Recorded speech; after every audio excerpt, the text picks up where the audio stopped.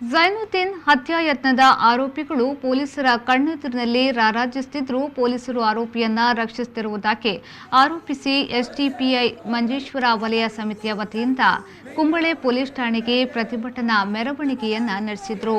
ಪ್ರತಿಭಟನಾ ಮೆರವಣಿಗೆಯನ್ನ ಎಸ್ಡಿಪಿಐ ಜಿಲ್ಲಾಧ್ಯಕ್ಷ ಮೊಹಮ್ಮದ್ ಫಾಕಿಯಾಲಾ ಅವರು ಉದ್ಘಾಟಿಸಿದರು.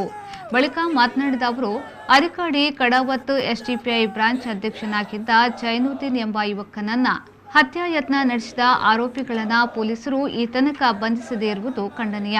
ಆರೋಪಿಗಳಿಗೆ ರಕ್ಷಣೆ ನೀಡುತ್ತಿರುವ പൊലീസರಿಗೆ ಕೆಲವೊಂದು രാജകീയ നേതാರರ ಒತ್ತಡ ഇರುವುದಾಗಿ ആരോപിಸಿದ್ದಾರೆ.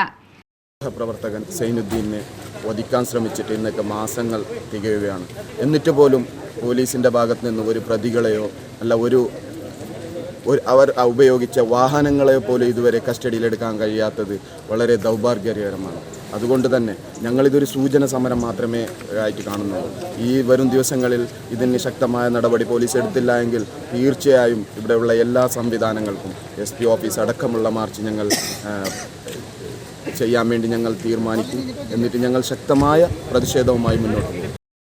ಇದು ನಮ್ಮದೊಂದು ಸೂಚನಾ ಪ್ರತಿಭಟನೆಯಾದರೆ ಮುಂದಿನ ದಿನಗಳಲ್ಲಿ ಆರೋಪಿಯನ್ನ ಬಂಧಿಸದೇ ಇದ್ರೆ SP ಕಚೇರಿ ಮುಂಭಾಗದಲ್ಲಿ ಉಪವಾಸ ಸತ್ಯಾಗ್ರಹದಂತಹ ಪ್ರತಿಭಟನೆಯನ್ನ ಹಮ್ಮಿಕೊಳ್ಳುವುದಾಗಿ ಹೇಳಿದರು.